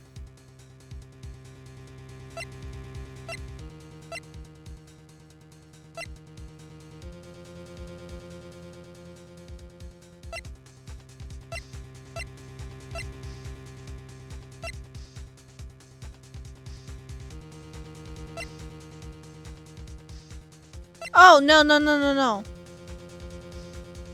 The trick would be... Right.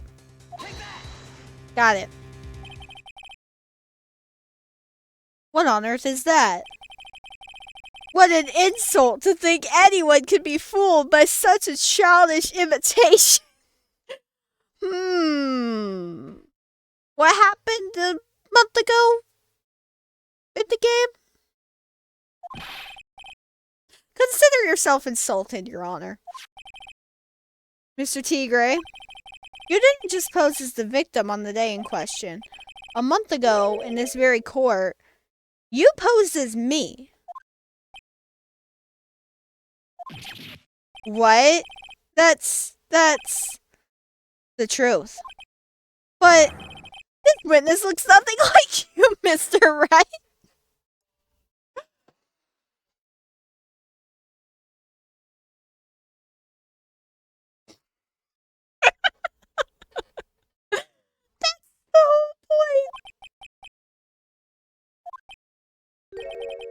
Although, now that I think about it, it was you, wasn't it? No doubt it was you, standing in here this very court a mere month ago. The Phoenix Wright who put up the most disreputable, shabby defense I had ever seen. Grah. Can you prove that, Gramps? Prove that the attorney who represented the accused here a month ago was this man? Are you prepared to take the stand and testify that it was him? Gulp. Hey. Forget about it, yeah? I wouldn't do something like that, not me. You made a mistake, right? It was someone else, huh? Have you no pride, sir? This isn't a matter of pride. In case you didn't know, here in court, we deal with people's lives. Mr. Godot is right, Your Honor. Speaking for myself, I am absolutely convinced. The attorney in question was the witness standing before me now. However, I preside over this court as the judge, with the vested power to hand down a verdict. Someone in my position cannot be swayed by a memory without evidence to support it.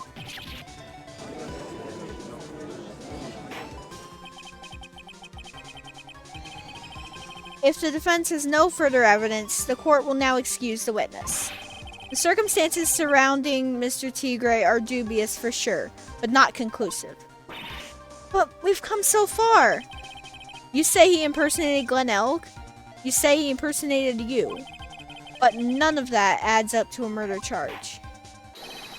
You don't have a shred of evidence that the witness poisoned the victim's coffee. Huh.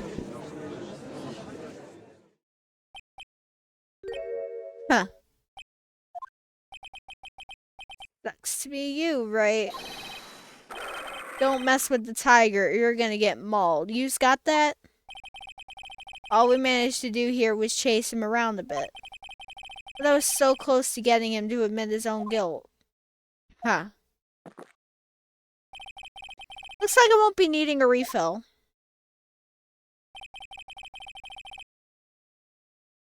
If I had just one more piece of evidence. One more piece of evidence, and maybe I could get Maggie off the hook. This witness's cross-examination is over. You are free to go, Mr. Tigre.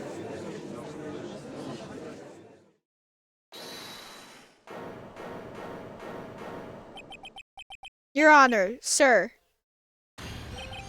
Wait. Detective Gumshoe. Sorry I took so long, pal. I staked everything on this. My badge, the works. So here it is. My heart's counting on this too. What is it, detective? Isn't it obvious, pal? It's the final, decisive piece of evidence. What?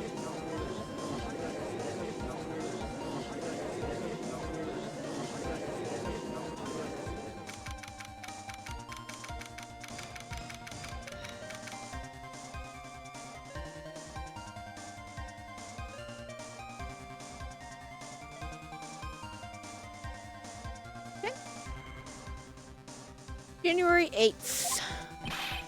Sorry it took so long, pal, but I finally got the results from the lab. The results? About the prints, pal, from this medicine bottle. Oh, so do you know who the prints belong to now?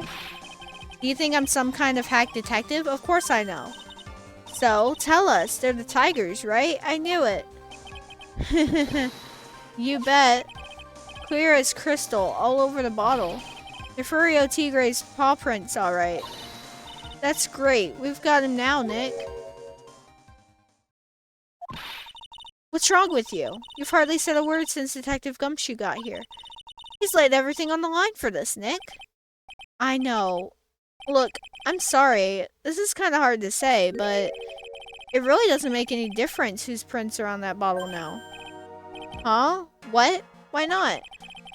What we need to produce at this stage in the trial is irrefutable evidence that the tiger put poison in Glen Elk's coffee. He's already admitted that he met the victim. The fact that his prints are on this bottle, that really doesn't make any difference now. I knew it.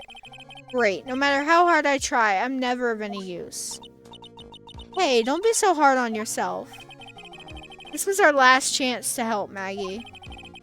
And I've been working on some useless piece of evidence the whole time. It's alright. I'm a real loser. It's not breaking news to me, pal.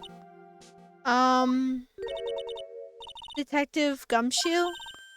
Maggie, you've been working on something for me? Sorry I let you down, Maggie. I know you didn't do it. And I'm a detective. We're supposed to be able to prove stuff like that. I'm really sorry. I'll get out of your hair now. Detective Gumshoe, wait! He's gone. Isn't there anything we can do now, Nick? I wish there was. Gumshoe worked so hard to get that evidence. If only there was some way I could use it.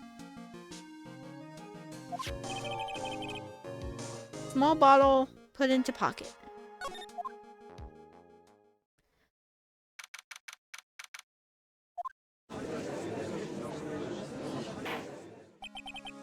Mr. Wright. Yes, Your Honor. I granted you a recess so you could prepare this decisive evidence you've discovered. Yes. Don't keep us all in suspense, Trite. Show us. Naturally, we can assume it's evidence that will actually stand up in court, can't we? Think, Phoenix. Don't let Gumshoe's hard work go to waste. How much more of my time are yous gonna waste? I ain't been to no court before. But yous lawyers sure know how to blow things out of proportion. No doubt, given the nature of the evidence, it will speak for itself. Nevertheless, you will talk us through it, Mr. Wright. Well, I know I can't prove anything new with this evidence. I'm really backed into a corner here, but maybe if he thinks he's got me beat, he'll let his guard down a little bit. Don't keep us waiting any longer, Mr. Wright. Present this final, decisive piece of evidence to the court. So obviously we're going to present the small bottle. This is the defense's final piece of evidence. Isn't that the victim's... And we're going to cut him off right there. Because if this guy thinks that he can play a impersonation game on us, we're going to play an impersonation game on him. And that's how you know I've played this game before. Your Honor, naturally, the court is already aware of the contents of this bottle. However, interesting new information has come to light. We have clearly identified some fingerprints on it. Fingerprints belonging to you, Mr. Tigre. What? But, Mr. Wright, what conclusion are you hoping to draw from this new information? Everyone in here knows what this bottle contains, except for one man. One person in this courtroom should theoretically be in the dark. My prints are on that pansy-looking bottle? Is that what you're saying? Well, what the hell is in it anyway? A phony trial, a phony lawyer, and phony clues. Everything about this case has been phony. Seems like the perfect excuse for some phony evidence. Mr. Tigre, this is the decisive piece of evidence that will prove your guilt. Why? Because it contains potassium cyanide. This bottle contains potassium cyanide. Potassium cyanide? The poison used to murder Mr. Elg, Your Honor. The victim's killer used this very bottle. And on this bottle, Mr. Tigre, we found your fingerprints. Well, how do you explain that?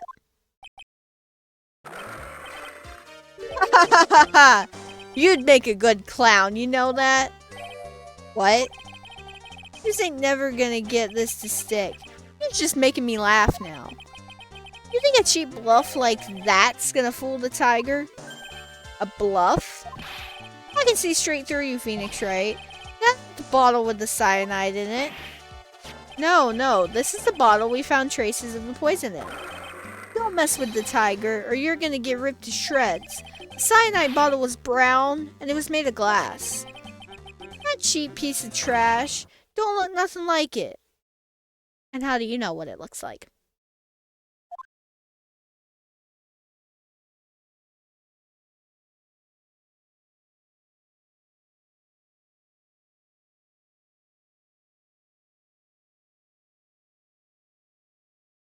How do you know what it looks like? We ain't never told you what it looks like. Got him, at last. What? Why has everyone gone quiet? I said that bottle... Is this the bottle you're referring to? Thank you for the hydrator, Mum. Yeah, that's it. That's the bottle the cyanide was in. How do you know that?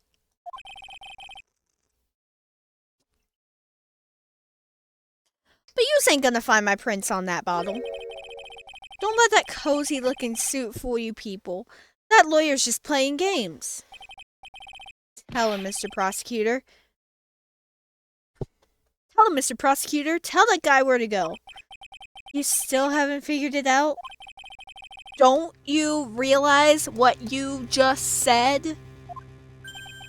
What I said? What did I just say? You were summoned to this court for the first time earlier today. If you really had nothing to do with the murder, you shouldn't have known all the little details. For instance, you shouldn't have known what kind of bottle the potassium cyanide was in. Grr. But just now, you slipped up in front of every single person in this courtroom. You described the exact bottle used by the killer to hold the poison. Yous don't know who yous messing with. I'm the Tiger. I control millions of dollars on the black market. Yous think I'm gonna let some jumped up suit get the better of me? We already did. Sure, the last piece of evidence was phony. But that's just what you deserve. The phony trial with a phony lawyer. It was all played out by you, the biggest phony of all. Grrr. Roar.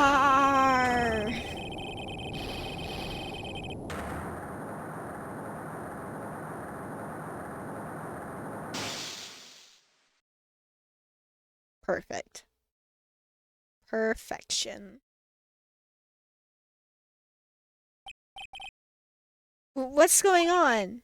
It looks like a blackout.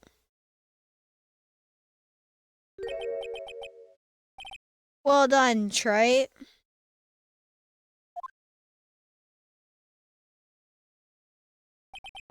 I saved my 17th cup of coffee just for you. Savor it. While you watch the police restrain your prey.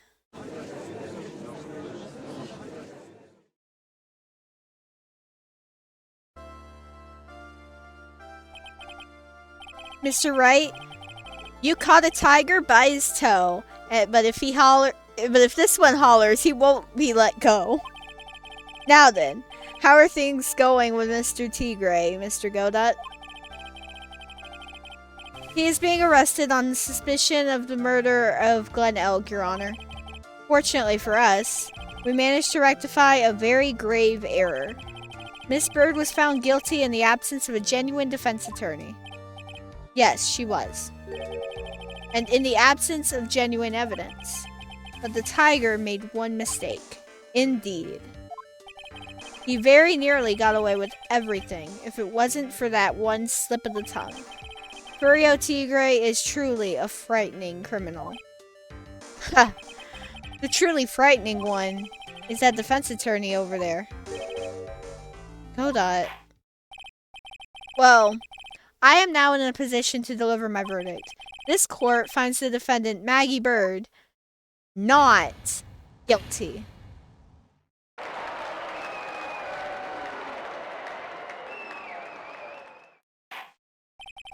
That is all. This court is adjourned.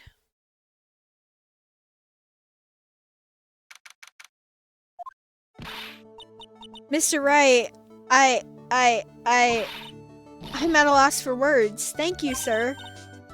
Congratulations, Maggie. I was so mad when Mr. Wright landed me in all that trouble a month ago. But now I feel like I can forgive him. Hey, that wasn't me, Maggie. That was the tiger. Look, Nick, in the doorway. Detective Gumshoe. Oh, guess I'll be heading off then. See you around, pal. Wait! Detective Gumshoe. Oh, yeah. Congratulations, Maggie. Thanks. I knew you were innocent all along. Why didn't you say that in your testimony then? Huh? Oh, well, I was... Well, guess I'll be heading off. Wait up, detective. He just ran off. Maggie, why are you being so hard on him? He busted his butt for you. It's thanks to him that we got that the medication bottle. That wasn't even of any use. But it's only because Mr. Wright used it so cleverly. Detective Gumshoe was just running around in circles. Poor guy. Looks like she still isn't ready to forgive him. Can't you put in a good word for him, Nick? Yeah, Maya's right. I should help Gumshoe out. It's clear he needs it. Maggie? You know, Detective Gumshoe's been really worried about you through all of this. I wanted to believe that, sir. But on the first day of the trial, he practically gave the judge a free pass to lock me up. He didn't have any choice, Maggie. He's a detective. He has to report the facts. He doubted me, that's why. He thought I might have done it. I've got to prove to her that Detective Gumshoe really cares about her. I know. I'll give her a little present to celebrate her freedom. Here you are, a present to celebrate your freedom. That's a present from Detective Gumshoe, made with a ton of love. He said you lost weight, and he was worried about you. Detective Gumshoe... I actually really like weenies, you know? Oh, poor Maya. Did you guys hear that? I'm pretty hungry myself, you know. Yeah, the trial dragged on a bit today, didn't it? Is it okay if I eat this now?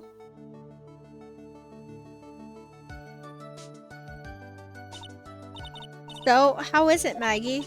It's really good.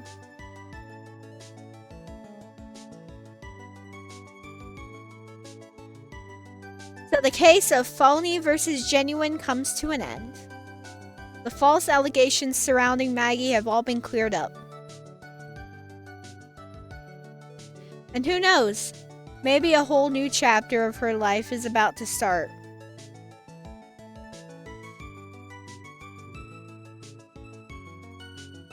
Aww.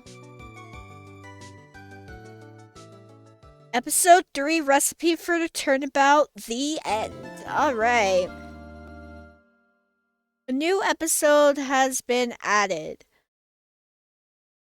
The last episode of this game has been added.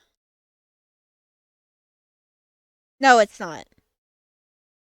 There's 5. There's 5 episodes in this one. Right, I forgot one. Yeah. Not the last one, but almost the last one. We've got one more case and then a case after that. But yes, I do want to save my progress up to this point. And we are going to... Rose can't count. No, Rose cannot count. You are right. You are definitely right. We're going to go ahead and end the stream. Thank you very much for being here. And we are going to find somebody to raid out to. I do have a redeem for guiding the raid. So if you guys see someone that you want to raid out to, go ahead. I'm going to start looking for someone to raid out to.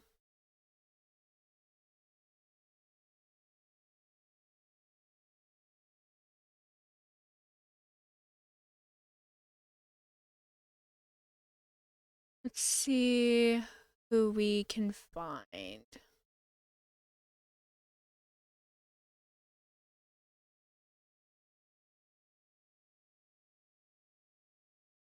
Cyber Idol Melanie. Okay.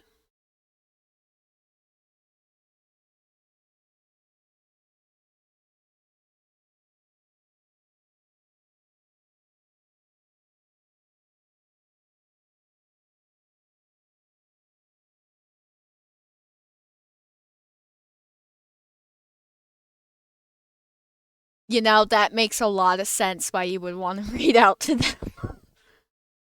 Yeah, we'll go ahead and raid out to them. Why not? They are playing the 100 line Last Defense Academy. So we'll go ahead and raid out to them. Why not?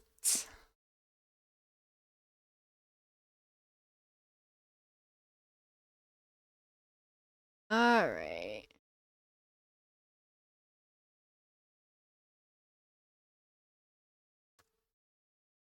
All right. And here is our raid message. Thanks again so much for being here. I will not be live next Monday. I will potentially be here next Tuesday. We will see. Um, as always, I announce in my Discord when I am going live. So join the Discord if you have not already and want to see like schedule. I usually stream on Mondays at 8 o'clock. But I always keep my up to date. I always announce when I'm going live in my Discord. So yeah. Y'all have a great night. Thank you so much for being here and adios.